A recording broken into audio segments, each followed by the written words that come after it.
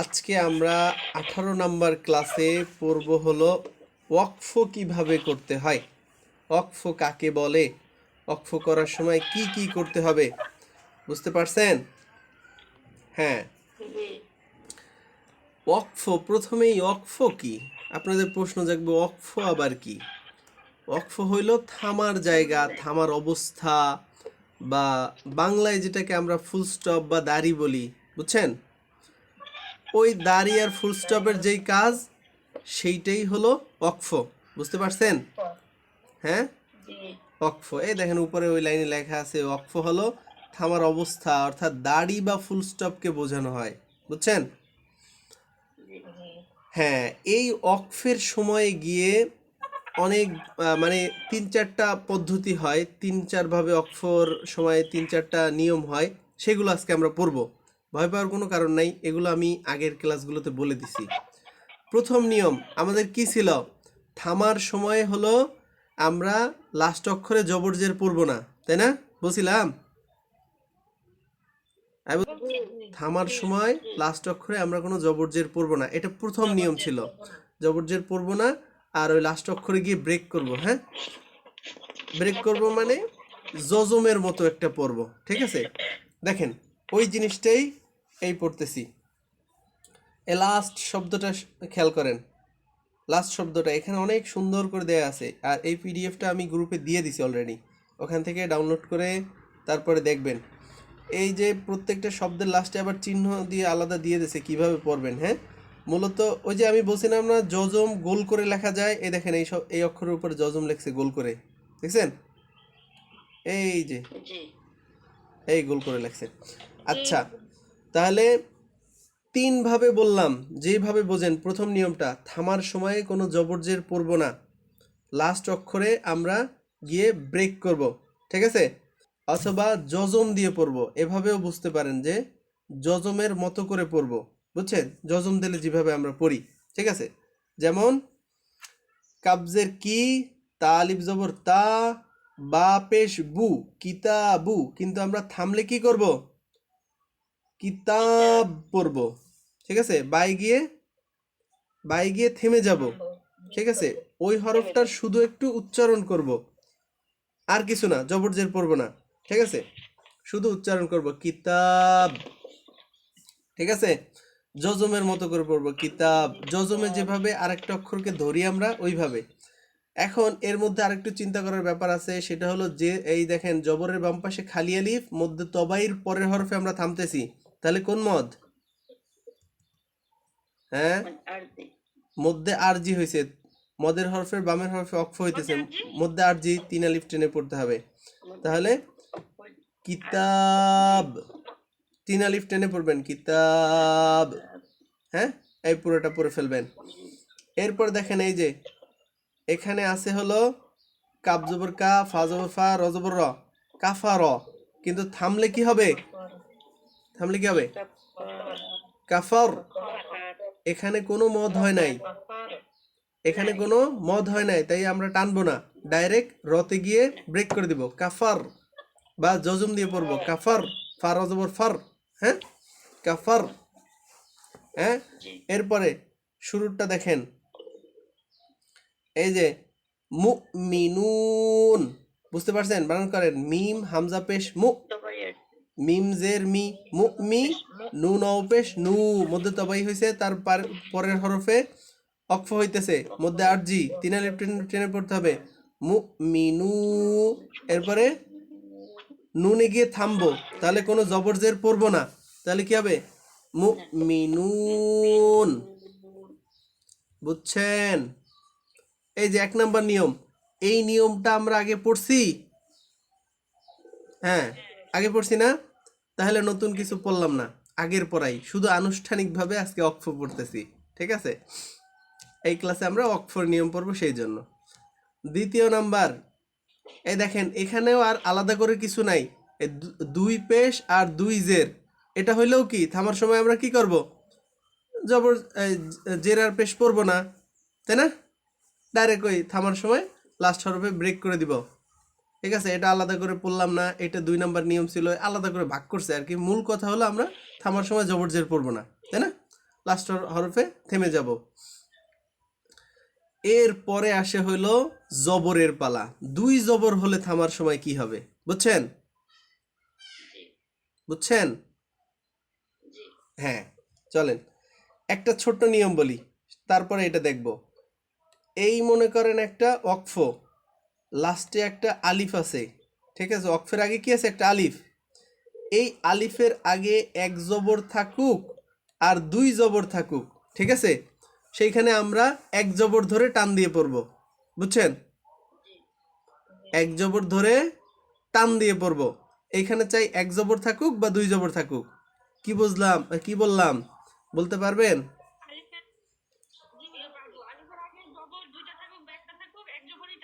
হ্যাঁ, অক্ফের সময় লাস্টে একটা আলিফ আছে, তার ডাইনে এক জবর থাকুক বা দুই জবর থাকুক, আমরা এক জবর বাদ দিয়ে একটা জবর ধরে এক আলিফ টেনে পড়বো, বুঝছেন? এই জিনিসটাকে আমি ক্লাসের সময় অন্যভাবে বলছিলাম যে দুই জবরের পরে যদি আলিফ থাকে আর তখন অক্ফ হয়, তখন এক আলিফ টেনে পড়বো বলছিলাম, বুঝছেন? তাহলে এখন আর একটু সহজভাবে পড়েন এটা। তাহলে ওয়াকফের সময় লাস্টে যদি আলিফ থাকে আর তার ডাইনে এক জবর থাকুক আর দুই জবর থাকুক, আমরা এক আলিফ টেনে পড়বো এক জবর ধরে, ঠিক আছে? এইটা কিন্তু শুধু জবরের সময়, জের আর পেশের সময় না, বুঝছেন? মনে থাকবে? শুধু জবরের সময়। জের আর পেশের সময় কি হবে? আমরা কোনো কিছু পড়বই না। আচ্ছা, এবার দেখেন, এই মনে করেন একটা অক্ফ, ঠিক আছে? এই একটা অক্ফ হইলো না, তার আগে একটা আলিফ আছে, দেখছেন? লাস্ট শব্দটা দেখেন, এই যে এইটা আমি মার্ক করে দিলাম, লাস্টে একটা আলিফ আছে না, তার ডাইনে কয় জবর? দুই জবর। তাহলে আমরা কি করব? এক জবর বাদ দিয়ে এক জবর ধরে টান দিয়ে পড়ব, র। হুম, শাকু র, বুঝছেন? আচ্ছা, এখন দেখেন, এই যে বোঝার জিনিস ভালো করে খেয়াল করবেন।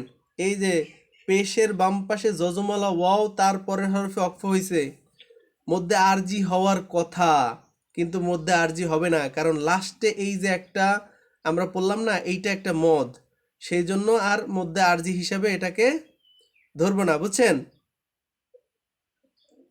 হ্যাঁ, লাস্টেরটা মদ, এইটাকে পড়বো। তাহলে এই আগেরটা হলো মধ্য তবাই হিসাবে একালিফ টেনে পড়বো, শাকুর, বুঝছেন?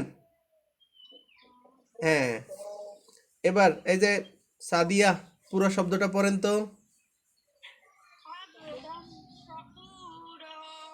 হ্যাঁ, এই যে আন্টিরা ভালো করে খেয়াল করেন, দেখেন মাঝখানেও কিন্তু দুই জবর আছে, আমরা ওই জায়গায় টানছি? টানি নাই, কারণ হলো আমরা বলছিলাম থামার জায়গায় যদি দুই জবরের পরে আলিফ হয় তাহলে এক আলিফ টেনে পড়বো, তাই না? এখানে দাল দুই জবর দান পরে ফেলবেন, এখানেও কিন্তু দুই জবরের পরে আলিফ আছে, তাও টানবো না, কারণ কি এটা শব্দের মাঝখানে, তাই না? আমাদের লাগবে হলো থামার জায়গায়, ঠিক আছে? হ্যাঁ, আবদান শাকুরা। আচ্ছা, তারপর দেখেন এখানে যত জায়গায় আছে খেয়াল করেন, এই অক্ফের আগে আলিফ আছে, তার আগে দুই জবর আছে, তাই না? সব জায়গায় আমরা একটা জবর বাদ দিয়ে এক জবর ধরে এক আলিফ টান দিয়ে পড়বো, তাই না? পড়েন তো, আরেকটা পড়েন তো সাদিয়া।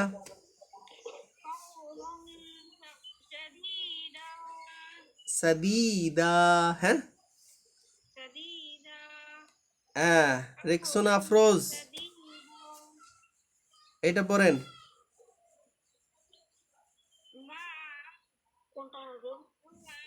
এই যে লাস্টের নিচে,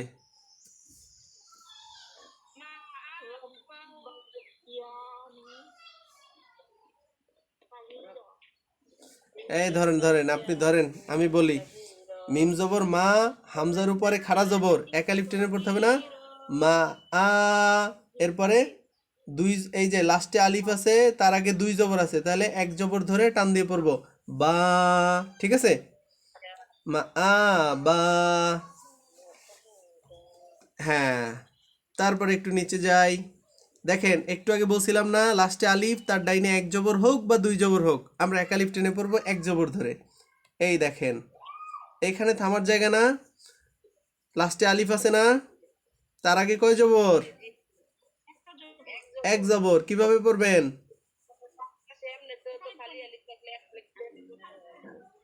হ্যাঁ শাহিনুর আক্তার, আমি বুঝছি আপনি ট্যালেন্টেড, কিন্তু আমি হলো আন্টিগো হিসেবে পড়াই, বুঝছেন? হ্যাঁ, এইভাবেই খেয়াল করেন, এইটাই সহজ হয়। হ্যাঁ, তবে ওটাও ঠিক আছে, আপনি যেটা বলছেন ঠিক আছে। হ্যাঁ, ওটা আমিও জানি আপনিও জানেন, কিন্তু আন্টিদের জন্য। আন্টিরা আপনারা খেয়াল করেন, তাহলে লাস্টে আলিফ, তার ডাইনে এক জবর আছে, তাই না? তাহলে আমরা কি পড়বো? নুন আলিফ জবর না পড়বো, ঠিক আছে? আবার এই লাস্ট এর নিচেরটা দেখেন, এই যে লাস্টে আলিফ, থামার জায়গায় লাস্টে আলিফ, তার ডাইনে এক জবর। কয় আলিফ টেনে পড়বো? এক আলিফ টেনে এক জবর ধরে পড়ে ফেলবো, হা। ঠিক আছে? হ্যাঁ, হুম, এই তো হয়ে গেল। কেউ বোঝেন না এমন আছেন যে বুঝি নাই হুজুর?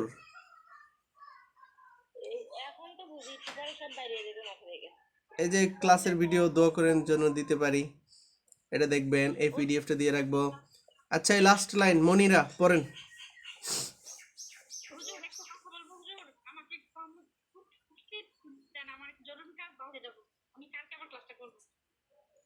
ঠিক আছে। হ্যাঁ,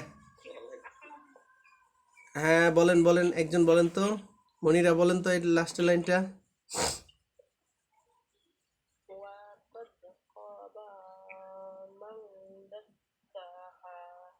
ভুল পড়ছেন, আমি পরে ধরাই দিব।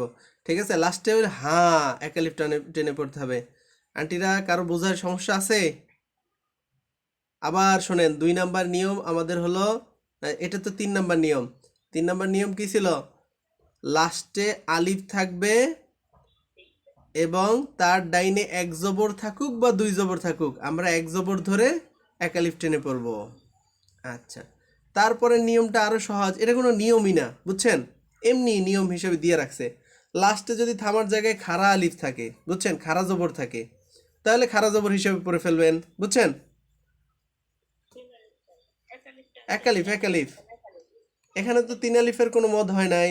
3 আলিফ কোন জায়গায় হয় আপনারা জানেন না? মধ্যে আরজি হইলে।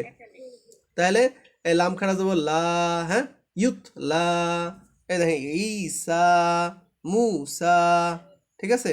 এই যে ঈসা, মুসা, বুঝছেন না? এই যে লাস্টে যদি খাড়া জবর থাকে তাহলে খাড়া জবর হিসেবে পড়ে ফেলবো। এরপরে দেখেন খাড়া জবরের পরে আর একটা অক্ষর আছে, ওটাতে কিছু নাই, জবরজের পেশ নাই, আমরা পড়বও না। তোমার কিছু নাই, তোমাকে আমার দরকার নাই, বুঝছেন? আ তারপরে হলো মধ্যে লিন। এই লিন আমি আগে পড়াইছি, মনে আছে না? জবরের বাম পাশে যজমালা ওয়াও, জবরের বাম পাশে যজমালা ইয়া, লিনের হরফ। লিনের হরফ হইলে তাড়াতাড়ি পড়তে হয়। লিনের হরফে বামের হরফে অক্ষ হইলে কি করতে হয়? একালিফটা নিয়ে পড়তে হয়। তাহলে পড়েন তো, এই যে লাস্টের শব্দটা দেখেন, নুন ওয়াও জবর নাউ। হ্যাঁ, এই যে লাস্টে মার্ক করে দিলাম, নুন ওয়াও জবর নাউ, তাহলে জবরের বাম পাশে যজমালা ওয়াও হইছে না? নাও। এর পরের হরফে আমরা থামতেছি, তাহলে একালিফ টেনে পড়বো নাউ। এরপরে মিমে দেখেন জের আছে, আমরা পড়ছিলাম কি জবর জের পেশ থাকলে কি সব বাদ দিয়ে শুধু মিমে উচ্চারণ করবো, মানে হরফটা উচ্চারণ করবো, তাহলে নাউম। হ্যাঁ, একালিফ টেনে পড়বো। এই আগেরটা দেখেন খৌফ, তার আগেরটা কি বাইত, বুঝছেন? এই পড়া শেষ। এই ছিল অক্ষ সংক্রান্ত সব পড়াশোনা। এরপরে আরেকটা আছে, সেইটা বলি, যদি থামার সময় গোলতা থাকে, এই যে এটা সুন্দর হইতেছে না, তাও দেখেন গোলতা না,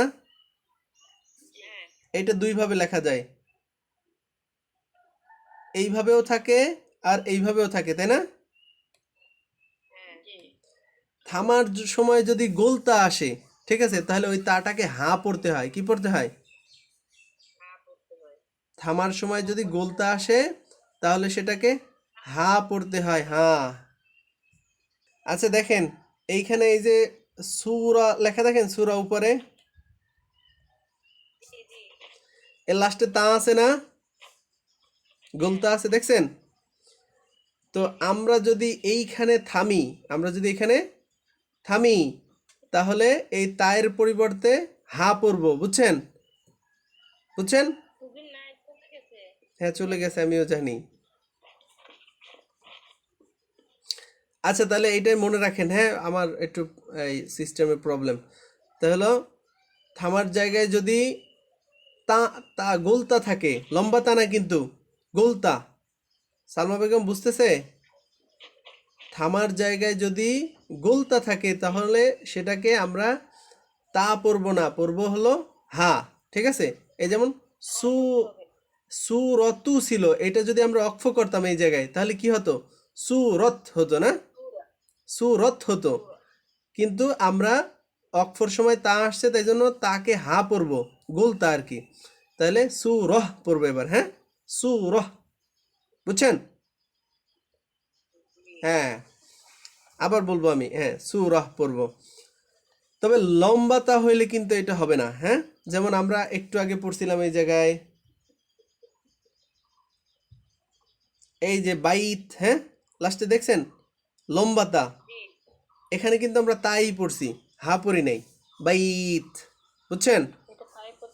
হ্যাঁ, তাহলে গোলতা হলে আমরা হা পড়বো আর লম্বাতা হলে তাই পড়বো। বুঝছেন? এই যে এতটুকুই পড়া।